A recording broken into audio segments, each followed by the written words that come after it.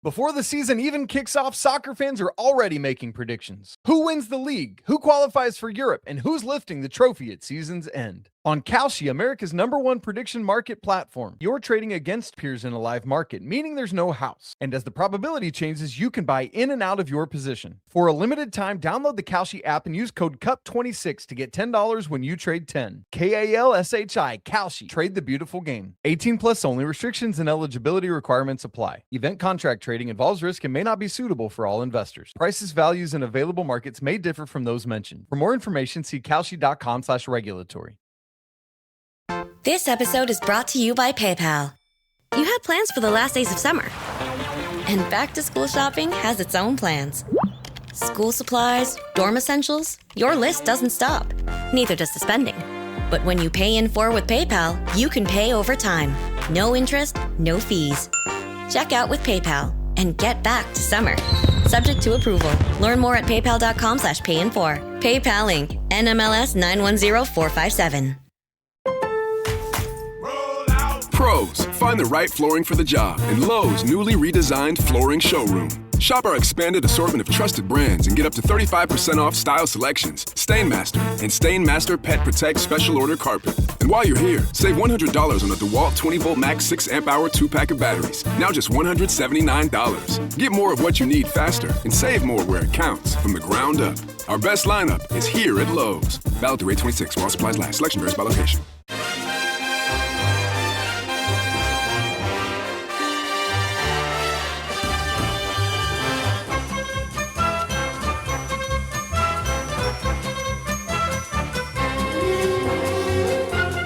Hello everyone and welcome to Howie the Podcast. It's Gav and you join us for a news pod today as we build up to this weekend's games. Lots to go into and we're going to start off with some kit stuff I think. But before we do, I'll first introduce today's guests. First off we've got Ant Watson. Hello mate. Hello mate, how are you? I'm very good. How are you mate? How are you doing in this heat? Oh, I'm struggling mate. I'm absolutely struggling. I was just saying off air, we've got the dogs in these like cooling vests and I really want to go and buy one for myself. If they make one in my size, which I highly doubt they do. Well, I'm pretty sure if nobody else has thought of it, and there's a plan for next year when it's this hot, mate, just get them made up and sell them around Sunderland. Yeah. Be like them people with the virtual glasses that were selling for like 100 quid yesterday. Be a millionaire. Indeed. Also with us, we've got Chris. Hello, mate. Hello, mate. Yes, I've just switched the aircon on there, just behind us, mate, just to shut up. Cool myself Posh him. off. Wow. He's posh him, isn't he? Aircon. Who does he think he is? He's lost his way, hasn't he, Andrew, since he left Sunderland, this fella. Thinking ahead, mate. You know, up there for dancing, down there for singing. That's it. There's no aircon up here, Gav. I can tell you that for now, as I'm sat dripping in sweat. Yes, you will have. Yeah, you will have heard the voice of Mr. Silky Tones himself as he's been christened by our Kelvin. It's Andrew Smithson. Hey, mate. Hello, Mara. You thought you had a rare day off from me, but I'm a late addition to the lineup. You are indeed. So, as I said before there, chaps, we've got a new kit. Third kit came out. Or at least the third kit is coming out today as people listen to this. But the club have released all of the bits and pieces to promote it, and I know we'd all seen the teasers and the leaks and stuff, Andrew, but to see it properly in full colour and 4K in high definition, it's a fabulous kit. This, I love it. It's based obviously on the City stained glass history, with the design mimicking, I think, the stained glass window, or one of the many stained glass windows at St. Peter's Church in Sunderland. But I just love this kit. What were your first impressions? I, like you, I love it. I'm currently looking at a picture of Brian Brobby modelling it, looking far from impressed. So he might not be a fan of it. But does he ever look impressed? I did see a video. I did see a photo of him from training this week where he actually had a smile on his face, and I was thinking, bloody hell, he must have wind. Well, he definitely didn't have wind in this promotional video, but it looks the part. I think it's going to be another popular kit, and yeah, And it's not just the kit, is it, Gav? There's all sorts, as usual. Hummel have put out the full range, and they probably haven't heard Ant a few minutes ago. They've probably already started working on an official cooling vest for next Oh, if they season. would. Aye, and are we getting the point where Sunderland are producing shirts that people will want, regardless of whether they're actually our favourite football shirts? Because I just straight away I'm like, I need to be down there in the morning to buy it, which I will be. As people are listening to this, there might even be people in the bloody queue listening to this, waiting for the doors to open, but I'll be there. I mean, it's getting ridiculous, all this, isn't it? They're just making me want to spend so much of my bloody money. Well, yeah, I mean, I haven't had a miss since they've come back. It's the third season now that we're back with them, and I mean, they've just got every single one of them right. Haven't they? Going back to like the promotion season when they did the '92 replica, which was a beautiful top as well, and then obviously last year I thought they absolutely smashed out the park last year with all the tops. But this year it just seems like every single one they've brought out. Obviously, I know the pink one's kind of like been a little bit of like hit and miss on about it, but I absolutely adore it. I think it's beautiful. And obviously going back to, like the Elvis stuff and stuff like that. But the attention to detail that Hummel have done for all three of the strips have been tremendous. And this one here, I mean, the more and more I look at it, the more and more I'm thinking, yeah, I love the whole range. Just looking at that jacket's unbelievable.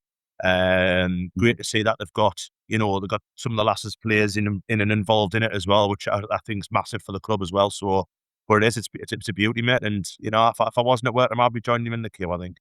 Right. What do you reckon, Chris? It's nice, isn't it? First time I saw it, it reminded me straight away of Wimbledon Hummel kits in the early 90s. And that's certainly not a bad thing. They were nice kits. I remember Hummel, but had Spurs kits as well in the early 90s as well. But yeah, it reminds us of that, obviously with a lot more Sunderland detail in it. But the sad thing about it, and I always remember seeing you in and I can't describe it, the third kit that we had a couple of years ago, or was it last season? Yes, the one with the wallpapery one. Yes, the Weatherspoons plate kit, as it's been affectionately known as. But, I even like that. That was a night. Yeah, but this is the thing. This it's like almost Sunderland. We're doing what Oasis did. We're putting when they did Master Plan as a B-side. It's a shame that this is a third kit. Like, it was like almost that one you were talking about, Gav. It was a shame that some of these are third kits. It's almost like it's so nice. You're like, should we just keep it in reserve and that can be next season's second kit rather? Because if we only see us playing it a handful of times, and actually, I'm not sure how it's going to work out with the pink and the blue. Andrew, you might know more about when things clash and how much they clash, or whether it's a commercial decision. But you just wonder how many times you'll actually see us in it, which is going to be a shame if it's not many. Well, I wonder, I don't know, sorry, Gav, if I'm trampling on your toes here, but at the end of the press release, they're talking about this kit, and the club are currently awaiting approval from UEFA for a dedicated Europa League font to go with this shirt. So it might be the plan that this kit gets worn on the continent, and we do get to see it a few times. That's me putting two and two together, admittedly, but that might be what they're thinking. Well, my thinking was, talking about that Weatherspoons plate kit, I think we end up wearing that more than the away shirt that year. Yeah, often, basically, you have a home kit and then you have two away strips, really, don't you? That you alternate. So we'll probably play quite a bit in it, but I just think it's beautiful. And yeah, I mean, a bit of a shout for the rest of the range as well. There's like a creamy brown top, which is fantastic. The jackets are superb. I mean, I'm going to spend a bloody fortune. Me and the Ben are getting this one as well. And actually, I quite like the short sleeve version of this one. So I think that for the first time, I might buy a short sleeve top. Normally, I've been going with the long ones. Can I just say again quickly about these shirts? We're saying they're knocking it out the park, but maybe part of the reason is we haven't got a sponsor yet. I know people are whinging about that, but the shirts don't half look great before we slap a sponsor on it. And we don't know what that's going to look like, who it's going to be, what it's going to look like. But the fact that they haven't got a sponsor on, quite a lot of these look like, shirts that I know some stuff because you don't mind walking about them anyway, but ones that like you're putting on and you go, it's a nice shirt, this. It hasn't got a sponsor in the middle of it. You just go, it's nice to wear, and you can wear out and you can wear at the pub without thinking I've got to, bet whatever, casino thing on the front of your shirt. Can you imagine St. Peter's Church happy to advise Yeah, yeah. advertise a shirt with like tabs on or some kind of dodgy company. Well, it's. I mean, I prefer them personally without the sponsors on. But then I've got a mate who thinks they all look weird without sponsors on. And he's holding off buying them in case the sponsor logos come out because he thinks it doesn't look right. So it's a preference, isn't it? And I much prefer it like without me though. I think obviously these three, when you're looking at them, they do look great without one, which I think makes them just like I said, that probably be some nice note already off, you know what I mean by that. I mean, the home top, I literally wouldn't put a sponsor on that. I think that's perfect as it is. It just looks absolutely brilliant. And I don't think slapping a sponsor on that's going to look any better at all. I can see the argument to get like a little bit of a colourful one on the pink one, but even that blue one there, I would just leave it out. That's going to cost money and stuff like that, but I would just leave it out. Yeah. And it just looks a bit more, just looks more cleaner, I think. All three of those strips, and it does sound like, again, it just sounds private, but they look very, very clean. And you know, then you put like a font or whatever on that, I think it's just going to ruin it. I think your mate's missing out on a bit of a collector's item here, getting them without sponsors. I think it's going to be, when you're looking at like say 10 years time or whatever, and you're showing them off to people, you kind of look at them. You know, this was they're beautiful designs, mate. And like I say, fair play to Hummel again, it's absolutely smashing out the park. Yeah, with Can we not leave them as sponsors? Can we just have them for the rest of our lives? Because they're just mint. And you do wonder with the pink one as well, you know, if we've actually signed some big deal with the Elvis Presley estate, whether we actually have to abide by some sort of rules in that agreement where, you know, because if we slap, as Andrew said, if we slap some sort of dodgy advertising on there or someone they don't agree with, surely they would want to protect themselves if the Elvis Presley estate directly linked to it. So you do wonder if any sponsor at all might actually end up on the pink shirt. Anyways, moving on very slightly, lads, to Abdoullah Ba, who earlier in the week we were talking about moving to Peterborough, and it looks like that deal is now off, Chris, with that one apparently falling through. I think there was a hint of it on Wednesday evening, I think, that things had gone wrong. I think Darragh McAnthony, the Peterborough chairman, had said something about a deal falling through. And then subsequently, Ba has posted a bit of a statement on his TikTok page, which was in French, but translated loosely into English, says, hello, I'd like to address the rumours.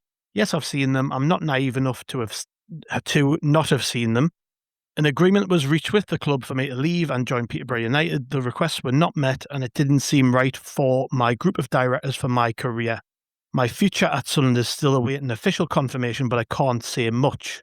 So we thought we got rid of him, and we haven't. I mean, where do we stand with this guy now? I mean, everything points to the fact he's asked for too much money, doesn't it? Or his directors have gone in there and demanded twice as much as he's on something. Abdoullah Ba's board of directors. I mean, what a job! What a job that is. I mean, sign me on. To be honest, you know, they'll do it for half the price that they're doing it. But yeah, it seems like, and actually, you can't imagine, you know, Darragh McAnthony basically hanging around. If someone's messing them about or asking for too much money or whatever, they'll just say, right, we're out of the deal, and that's what it looks like. He says, you know, that it looked like they were nailed on for 2 players. And then he said, we've signed 2 players, but not the 2 players that everybody's been talking about, was what he said. But yeah, everything points to the fact he's asked for too much money. It might be an issue if he's thinking where his level is in terms of financial rewards and where he thinks his football level is, that you've got to admit, really, if you call it bluntly, he probably struggled in the Championship. So League One's probably about right. You can imagine him thinking, well, I'm a Championship player and I should be on Championship wages, because he is at the moment, or he certainly was when he was in the team. So yeah, you just worry now that he's in a place where actually it's going to be slightly more difficult to get him off the books. Yeah, is this one of those situations where everybody would just be better off if it went away quietly, do you think? Yeah, I mean, I was, to be honest, when the Peterborough deal was, rumoured deal was announced, I thought, you know what, I think he'll do well there. Because, you know, it's a team who do well in signing young players, and that's what they did last year. I know they struggled a little bit last year, but they signed an amount of young players, and we were left with very, very little experience with Abdoullah Ba, they've got like a little bit of mix of both, where he's a young lad, but he's played at a higher level. So it would have been a really good sign. I thought it would have suited him down to the ground. But as Chris said, it's probably all like money related and stuff like that. And he'd have been wanting a fair wage. The thing is, I think if a championship salary wanted me, to gone already. So I don't see him going to the championship. I think really to build himself back up, he either needs to go somewhere abroad or, take a plunge at League One and then see what he can do. But be nice to get him off the books, to be honest, because he's got no future here. So, he's barely playing under 23s last year, was he? So That's it. it's a lad who's not played football for 18 months, something along those lines. So he'll be outside the offices of his management team with a big placard, and he's be chanting "sack the board," Where does Bar go from here, do you think, Andrew? Christ knows. Not Peterborough.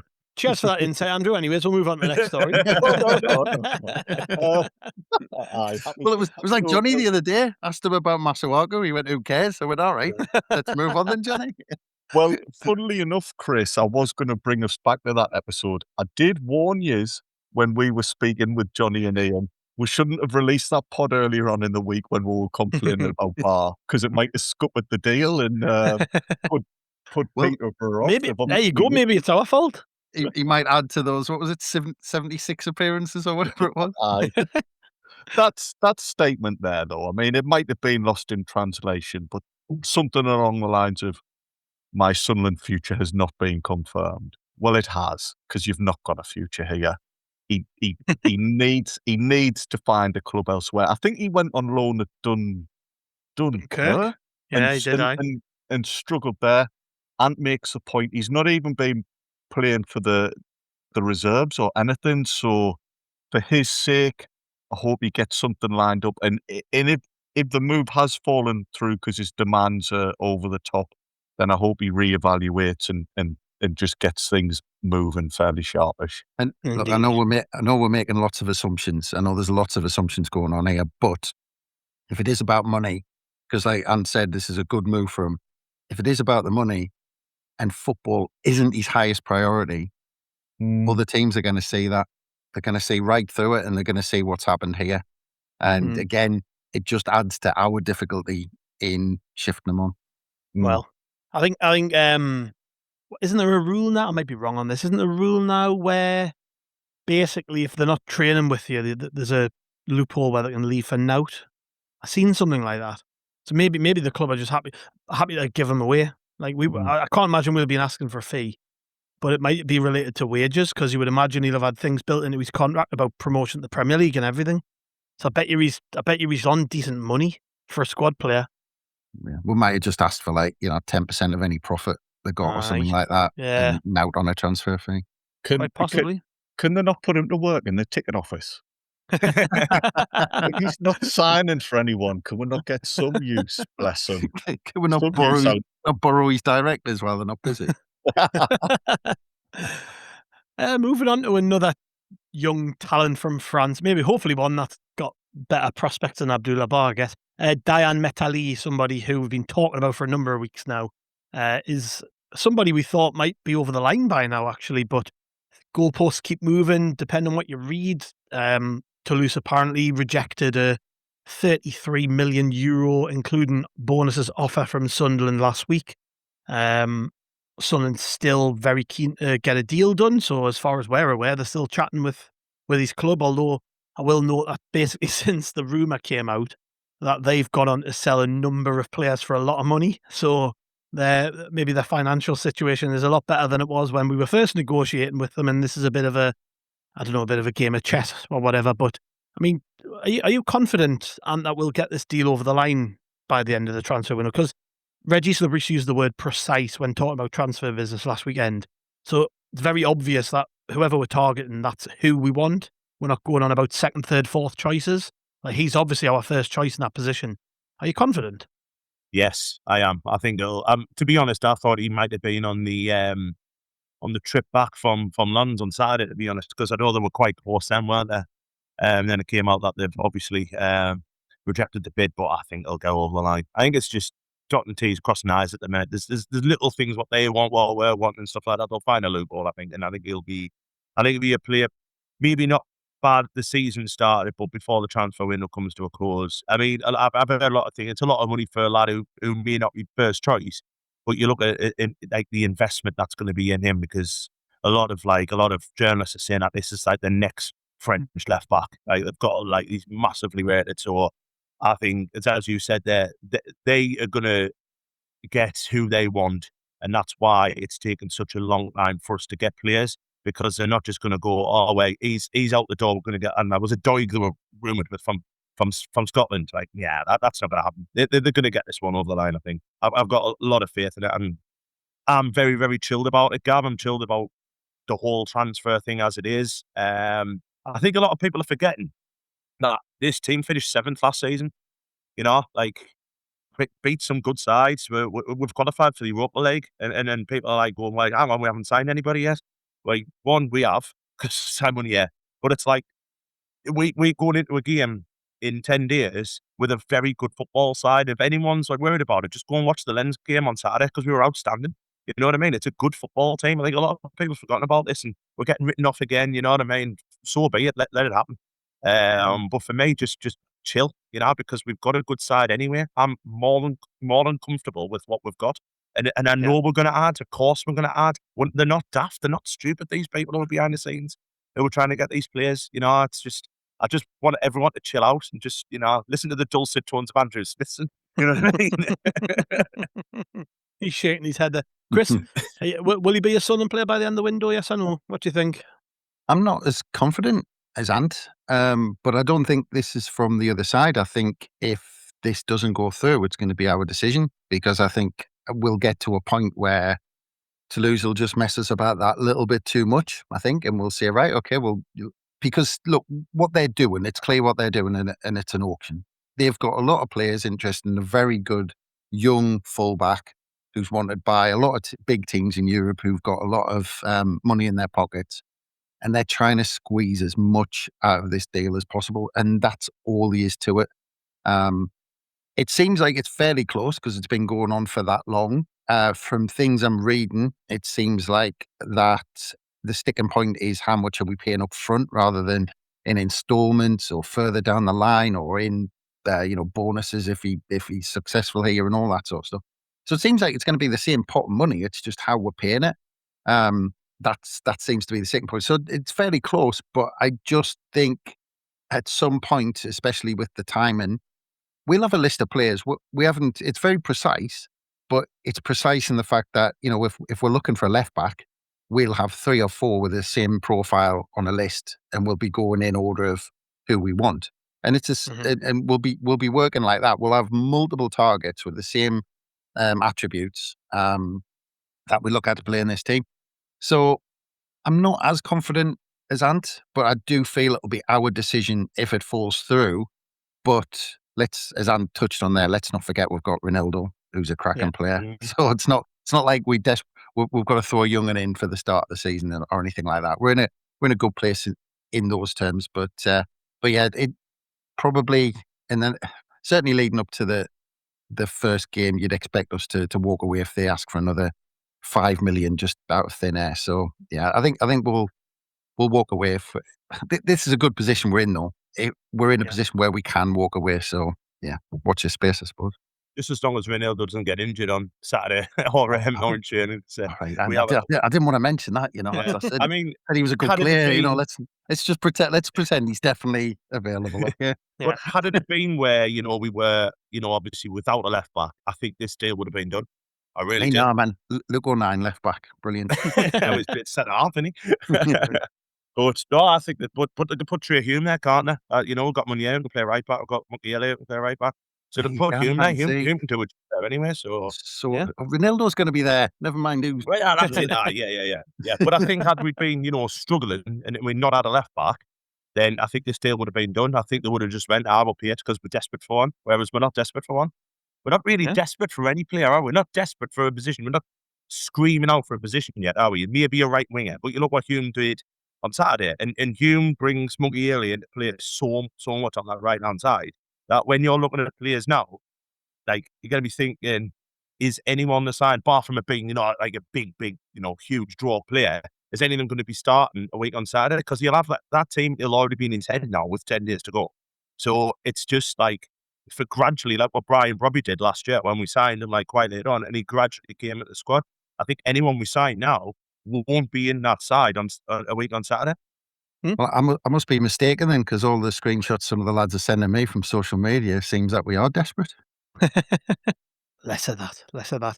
Speaking of versatile fullbacks, we've got a little treat for you all.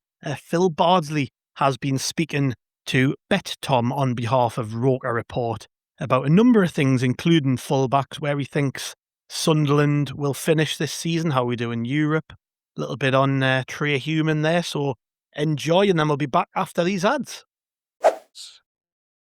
This episode is brought to you by PayPal. You had plans for the last days of summer, and back-to-school shopping has its own plans. School supplies, dorm essentials, your list doesn't stop. Neither does the spending. But when you pay in full with PayPal, you can pay over time. No interest, no fees. Check out with PayPal and get back to summer. Subject to approval. Learn more at paypal.com/payinfor. PayPal Inc. NMLS 910457.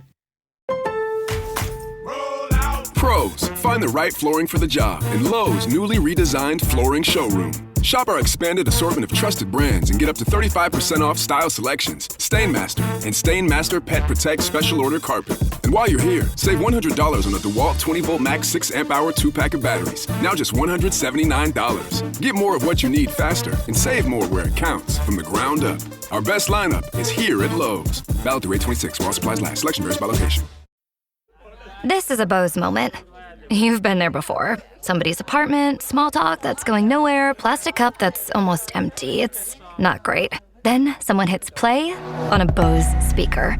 Heads nod, feet tap, one person dances, then everyone does. Awkward becomes electric. When Bose sound fills the room, you don't just hear the music, you feel it. Your life deserves music. Your music deserves Bose. Find your perfect product at Bose.com. Your new hair era is here. At Sephora, you'll find carefully selected hair care products that work for your hair and take it to the next level. Your search for dream hair is over. Sephora is the place for hair care. Discover the best products that give your hair the treatment it needs from brands like Kerastase, K18, and Gisou. Plus, with free shipping and same-day delivery, there's never been a better time to trade up to healthier-looking hair. Shop hair at Sephora. First of all, I suppose expectation versus reality. Where do you hope, or best case scenario for Sunderland in Europe and the Premier League, and then where you actually think that they'll finish? Expectations, just because of Europe, I'm going to say 11th, 12th. Mm-hmm. I think where they might finish, 16th. Okay. Yeah. But avoid the drop, though, crucially. Yeah, I think they'll avoid the drop. I think it'll be a demanding season. I think it'll be tough. Everything you asked for in the Premier League, what it's going to be, and Europe. I think they'll survive, but I think it's going to be a bit of a grueler. I do.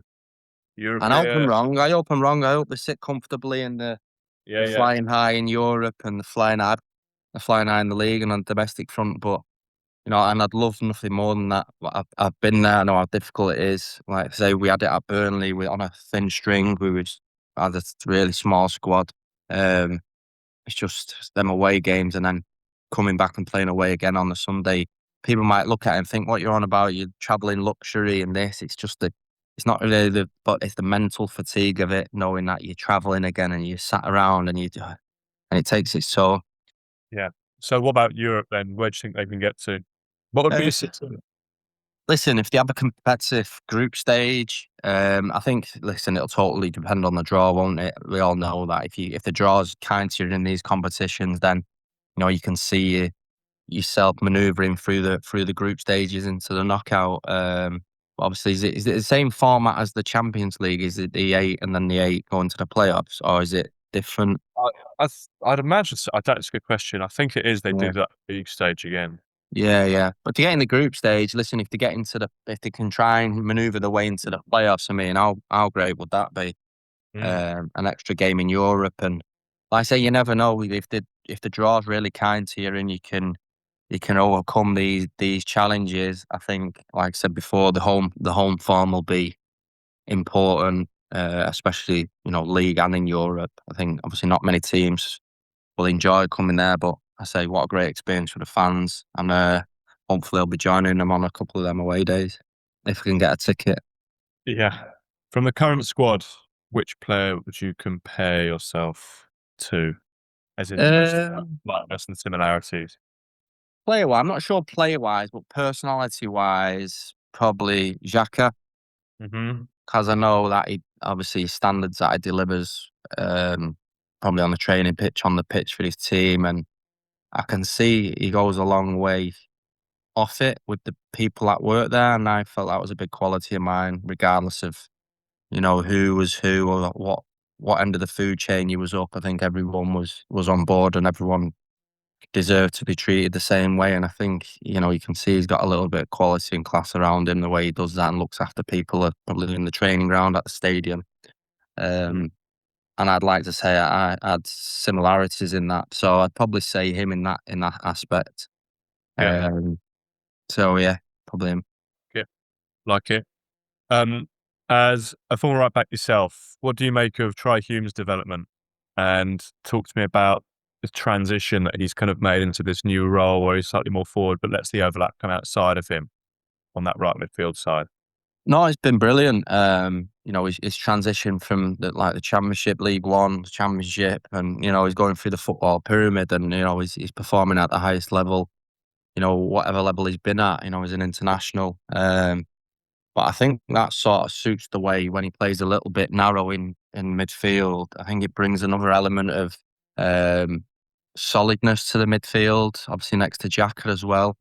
He's probably got a bit more legs than him. And he's got that defensive cover when the fullback goes, whoever it may be. But yeah, he's got really good qualities, and he's not afraid to get stuck in and grab himself a goal. And I'll be interested to see how he gets on this year. Can he maintain them standards of what he's set in the previous years? I'm sure he can. I don't know him. He looks a level-headed lad. He looks someone who just enjoys football and gets on with it. And you normally get that from them Irish lads, to just the way they're out on the sleeve. And yeah, looking forward to him performing. And like I say, I think he's a little bit like John O'Shea in terms of you could put him anywhere on the pitch and he wouldn't look out of place. So credit to him for that, because it's not an easy thing to do. But that little holding midfield on the right hand side channel looks a nice little position for him. How much impact does the atmosphere in a stadium have, especially at home, and with the current feeling around the club, especially at Sunderland? How you could say that it's a lot more upbeat now compared to 10 or 8 years ago. Yeah. How much of an effect would that have had on you as a player? If you see how active it is now, how loud it is, how the fans are all so invested. Talk to me about that.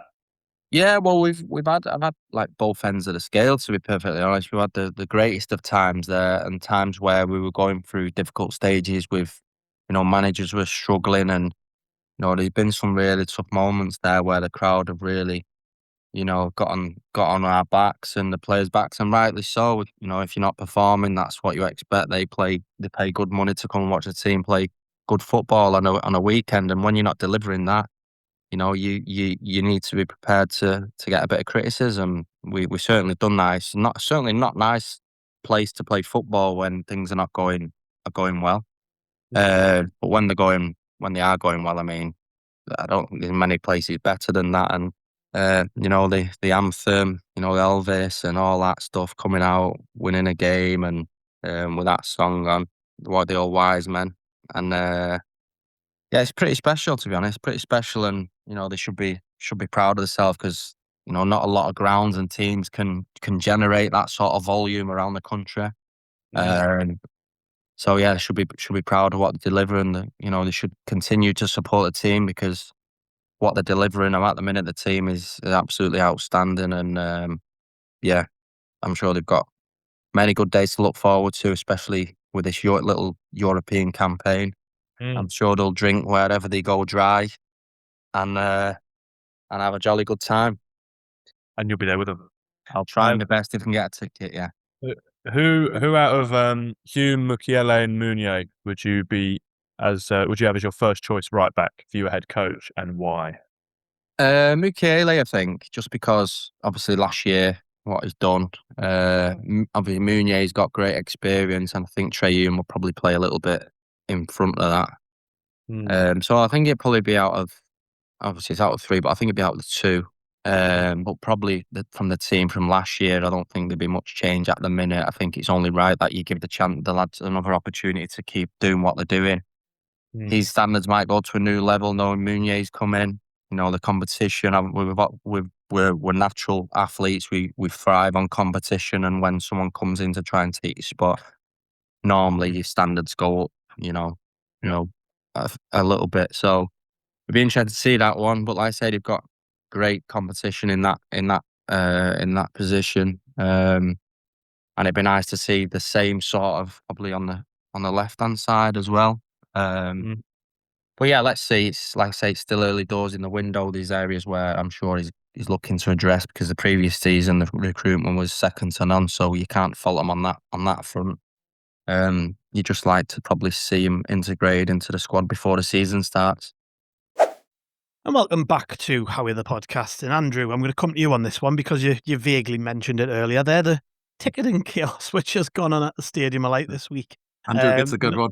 He does indeed, doesn't he? I had loads to say about this left back, and that's just I've just missed my chance. You have missed your chance, mate. I mean, you can try and shoehorn it into a ticketing problem story if you want. Might be the fault of the recruitment team, and then I don't know. But yes, it's been a raguled week over at the ticket office, seemingly, hasn't it? People with mounting issues with accounts because they've decided to change over to a new system where we're using one account for everything, and people have been trying to log in, can't, or they've been logging in, there's been logging them in as other people, or they've got the wrong membership number. And on top of that, we've had people who've bought tickets for the match on Saturday that when they try to download them, there's either a ticket not there or there's just nothing there at all.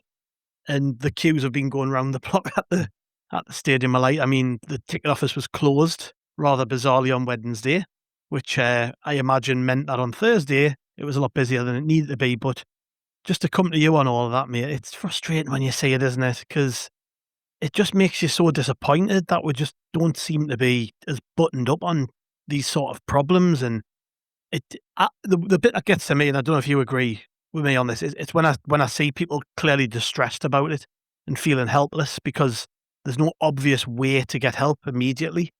And just all that coming together, it's been a difficult week over there, I imagine. And I feel for the staff, but it's not been great, has it? You're right. It's been difficult, and yeah, I feel for the staff. I feel for the people queuing up, because this isn't the club's fault, but it can't be much fun waiting in this weather. You know, it's baking hot, so that's going to just get people's backs up by the time they get to the front of the queue. They've been stood outside roasting. I hope, Gav, when you go down to the club shop tomorrow, you get in the right queue, because there's going to be some emerging. There's going to be some poor sod thinking he's getting his season ticket sorted, and he ends up coming away with a flipping Elvis shirt or something. How do you get in both? Chris, don't throw complications into the matter. You did think about it though. Yeah. But buy a shirt and get a free ticket for the for the game on Saturday. That is a joke, by the way. Don't anybody do that. It's not good, and I can understand people getting frustrated. I mentioned earlier that I raised a help desk call, and then I saw a general press release that said keep checking, because we haven't got time to respond to all of these calls, but your issue may be resolved. So there might be some people who were waiting for feedback, not knowing that it's being dealt with. So if you get chance, I would certainly recommend just double checking and trying to log back in, see if the issue's been resolved. That one with the tickets, Gav, for the game against Rennes, again, I really hope people read the press release right to the end, because sometimes you might just see it and think, no, whatever, it's just platitudes, or it's just a holding response. But there's something about some people might have already downloaded tickets but they're not working either. Hmm. So, whatever your situation is, read the information just to make sure that you know where you are. I'm not meaning to be patronising, but there's that much happening this week. It is easy to miss certain things that might be particular to you. And Yeah. it's not good. I hope lessons are learned and we move on from this, because neither the club nor the fan base can be doing with this type of chew. Well, I've held off specifically from buying me tickets for the game on Saturday until last minute because the people I'm going with haven't even got their account sorted yet. So I'm going to have to wait anyways. And then I saw all the stuff about bloody tickets not being distributed properly or able to download them. And I was just like, I'm not touching this till they've fixed the problem. Or at least it's sort of like close enough to the game where I can have a little bit of confidence I might get me tickets. But Chris, I can see you shaking your head in disbelief there. What do you think the club need to do now to restore a bit of confidence? Because it's like it seems to be every time there's anything major goes on from an admin perspective, these massive issues occur. Yeah, and Andrew's just said, see what, hopefully they'll learn from this. I mean, look how big the strides are the club's made in the last few years, and yet the ticket office is exactly the same as it was. I mean, you're right, you could say maybe there's more demand and maybe that's what the issue is, but they've had all summer to put these things in place, and they wait until the last minute to roll all this stuff out. And the communication stinks. Andrew's talking about, make sure you read. I mean, of course you should read it all and all this sort of stuff, but they're sticking all the information out at one go because of the timing of it. They've had all summer to sort this out. And even one thing that really got me a bit annoyed was the communication about the technical issue, where it said technical account access issues which arose last week have now been resolved, and the ticketing team will continue to work through the backlog of inquiries. Blah blah blah blah blah. Not one case of an apology from the club to say that this was a mess. There was no apology in that announcement. It was just saying we've resolved the issue and crack on. And well, it wasn't. They said most issues have been resolved. It was something along those lines. And then then the next thing you see in the morning is a queue around the stadium with people with issues. But this is the other thing. Like, in terms of an apology and looking after people, people have flocked into the ticket office because they clearly know that there's people queuing and that it's 30 degrees and all this sort of stuff. Love Supreme were handing out water.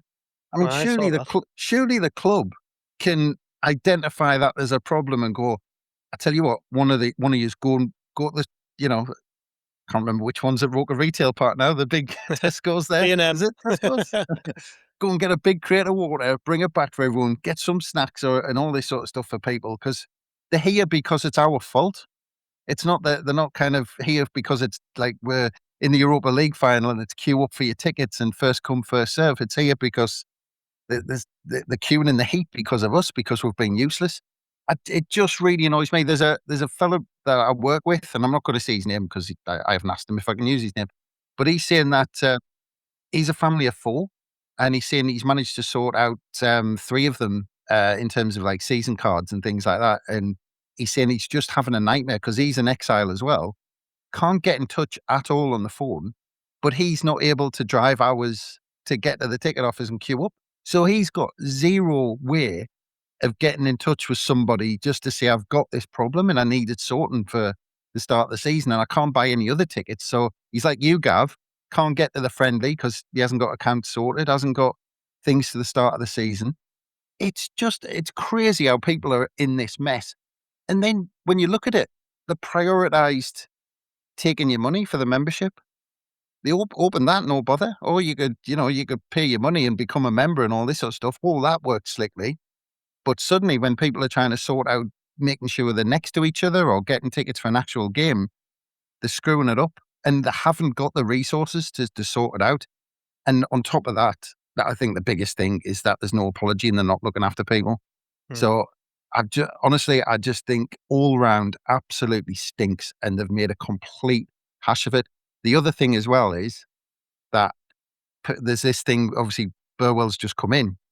So what he needed was he needed a lot of quick wins to get some goodwill on side, and he's ultimately accountable, and complete silence, and radio silence from the club. Not like, look, we've got this wrong, we're working on it. Promise, at least come out and give people some reassurance. But there's radio silence, and if it keeps going wrong, it's going to, because he's the visible person, it's all going to go to him, all the crap. Yeah.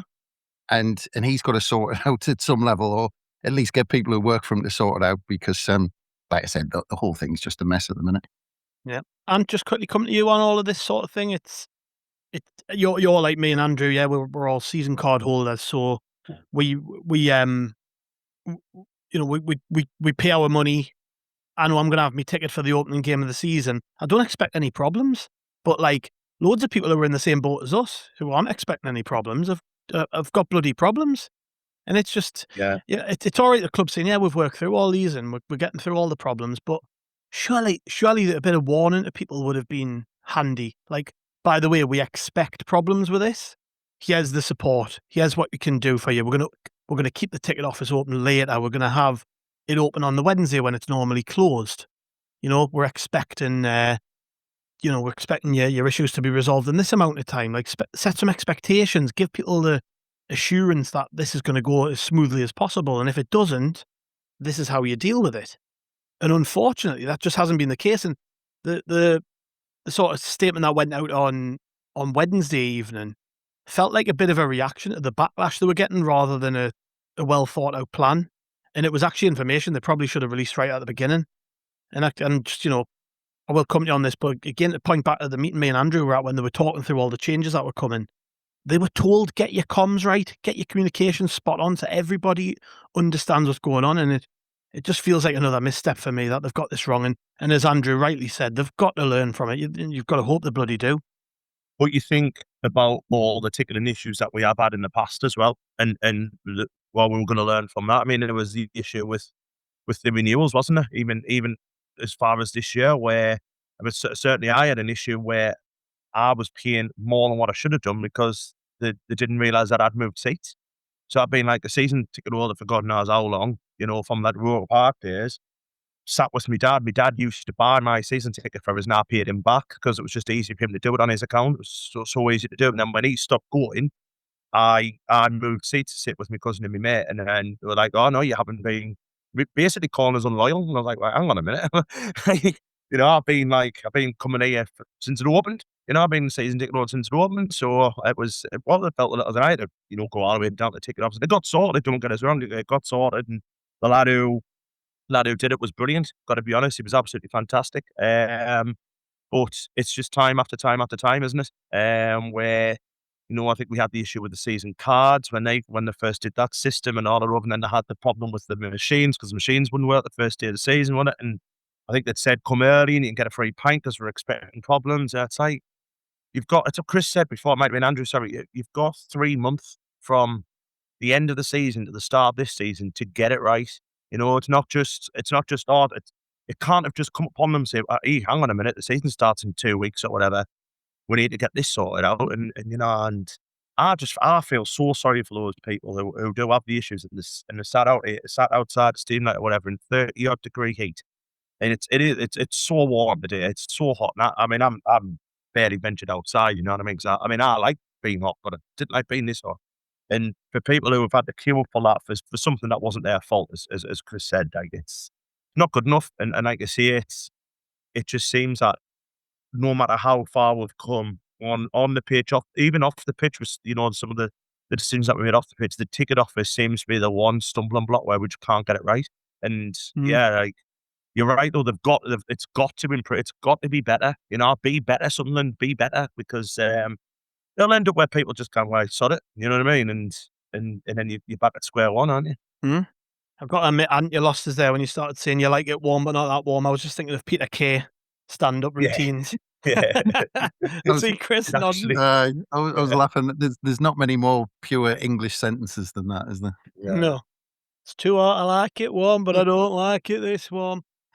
Moving along, Andrew, and we'll round off on this one, I think, because Dennis Cirkin, who was released by the club over the summer, has signed for QPR in the Championship.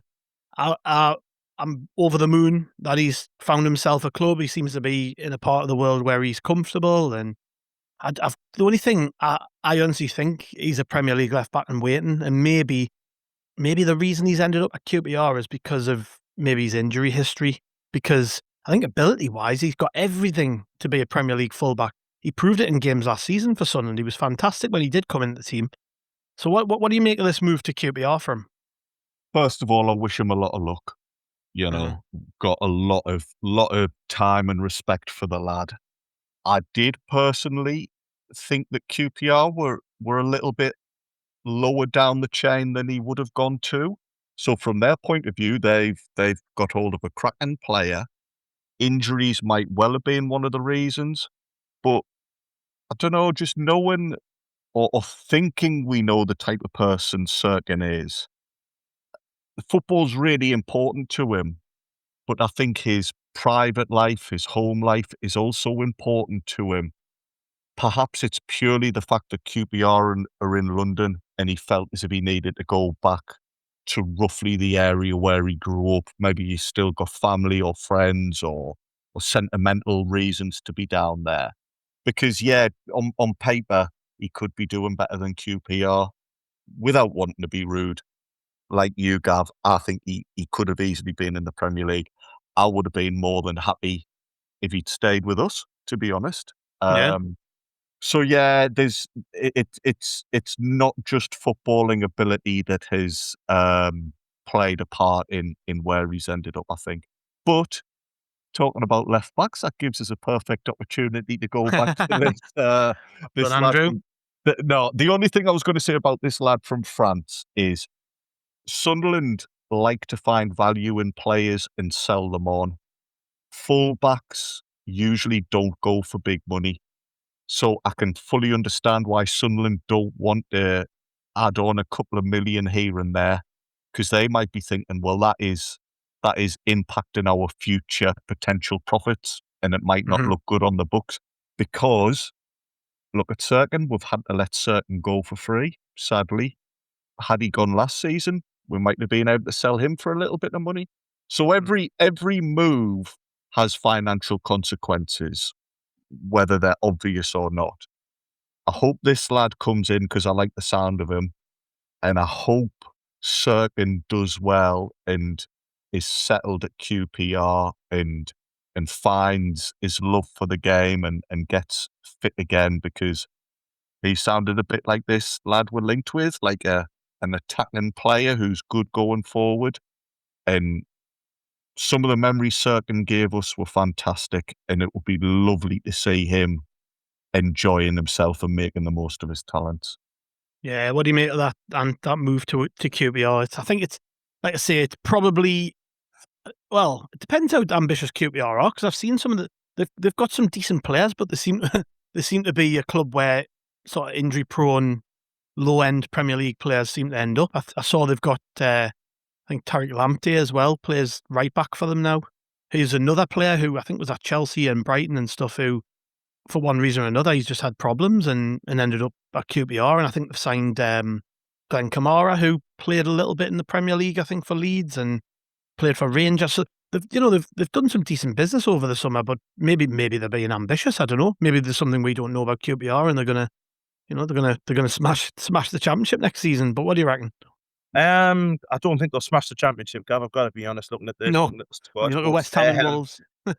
Well, yeah, but no, I think it's right for him to go there. Obviously, he's wanting to move down to London, hasn't he? And yeah, I think they're a side that'll probably not go down but not go up, but they not seem to be spending much money anymore now. QPR used to be always like, when in the Premier League, they'll bang on money left, right, and centre, but seems to be that now that they don't have that, that to hand. So yeah, but you know what? The most important thing for Dennis certainly is if he go there and have an injury-free season, that'd be brilliant for him. And I think had he not been as injured as much for us, I think you're right. I think you're looking at a lad who would have settled brilliantly in the Premier League. It was always injured, wasn't he? He's had a wrist injury for 3 years. But it's sad. And do you know what? Like me and you met him at the soup kitchen, didn't we? And he was a lovely, lovely bloke, wasn't he? Really nice bloke. And I'm just happy he's found a club. I really hope, I really wish him all the best. Scored some cracking goals for us, and he was part of a promotion winning side. And obviously, came from League One as well. Lifted us through there. So brilliant player, and like I say, on his day, he probably is Premier League quality, but just needs to probably rediscover himself a little bit, I think. So fingers crossed for him there. Yeah, it's a weird feeling, Chris, isn't it? When these days we just seem to release players, get rid of players, and we always seem to want them to do well. Like, it's not really ever been the case in my life. I've either been really bitter that they've left and poured scorn on it, or I'm like, God, he was shite, and then just take the piss out of them relentlessly. Not mentioning any names, Callum McFadden, but it is it's a weird feeling, isn't it? Wishing somebody well. Callum McFadden, Disney star. Yeah. It is a weird feeling, letting a really good player just go because you jumped ahead of him, and it's happened so quick. You're almost thinking, hang on, we should keep him, shouldn't we? And then you go, oh no, we're good, we're really good now. I forgot about that, and you keep having to come back. But yeah, it's good to see him back. Cirkin is back working, so that's good to see. Hey, I thought you'd like that one. But yeah, I mean, look, I'm touched on it actually. I always. I absolutely love Dennis Cirkin. He was brilliant to watch. Always I love fullbacks who, go forward ever since we used to see Mickey Gray go on the overlap past Alan Johnson. Love fullbacks to get forward and attack. And he was like that. Look at it.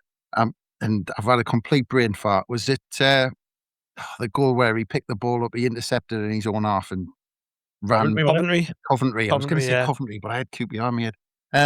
Because he signed for them, of course. Did he score a diving header against QPR? I'm not thinking the right lines. Rings a bell. I might be confused because Isidore scored a couple of good ones. But anyway, yeah. But but he always reminded me of that character of the British Empire. The one who always had his hand bandaged up. Yes. He was like that for about 3 years, and you're like, bloody hell, you're not going over that injury yet. But yeah, so he was just, there was always something, there was always a knock, or he was always out for a couple of weeks, or whenever he got a run of games, he always just got a little niggle, and then he'd miss one, and then he'd be interrupted because he needed momentum, he needed games, and he just didn't get enough. And this, from the outside, I think you have said it, this looks all about geography. I mean, I think bar 2 of the last 10 years, QPR finished in the bottom half of the championship. But then again, with this season's championship, if you're stinking the place out and hovering around 14th place and win your last 3 games, you can end up in the playoffs. Right. So basically, it's like half the league end up with a chance of getting in the Premier League by the end of it. So you never know who's going to be involved in that. But yeah, look, we'll wish him all the best. We hope he does really well, unless he comes up against us, and we hope he falls flat in his face just for those 90 minutes. But yeah, I think we all wish him the best. And cracking player. And another one, in a week that Patterson's gone as well. That team's breaking up now. It's really bizarre because they're good players, but we're moving on. So it's this kind of dual feeling of, should we really let them go? But then you're like, look what we're bringing in. So we're onto a new era with a bit of luck. Well, I thought, if we didn't have a beautiful third shirt to use as the artwork for this pod, I'd probably use that guy from British Empire and maybe a QPR shirt. Just glad you all remember it, or else it would look really stupid. Let us know if you remember British Empire. There's probably only us do. There'll be people listening to this going, what are you on about? Google it. I think it's on the iPlayer. I'm literally Googling it already. I'm looking at it now. I'm on the Wikipedia page already. Well, thank you very much, chaps, for joining us. Been a pleasure as always. We'll be back tomorrow with a match day preview, so make sure you join us here back for that one. Just seems to say thank you very much, everyone. Been lovely. Go and get some fresh air, Chris. Crank up that aircon, mate. It's done, mate. It's lovely. All right. Right, thank you, listeners. We'll see you next time.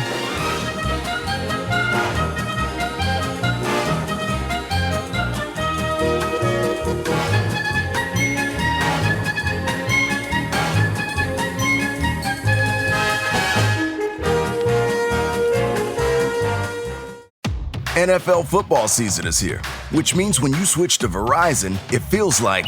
Touchdown! Because you get NFL Sunday Ticket from YouTube on us when you buy an eligible 5G phone on select unlimited plans, which means you can watch every out-of-market game every Sunday afternoon. And it's all on us. Now that's the Verizon way to kick off the NFL football season right. Switch and get NFL Sunday Ticket from YouTube on us, only with Verizon.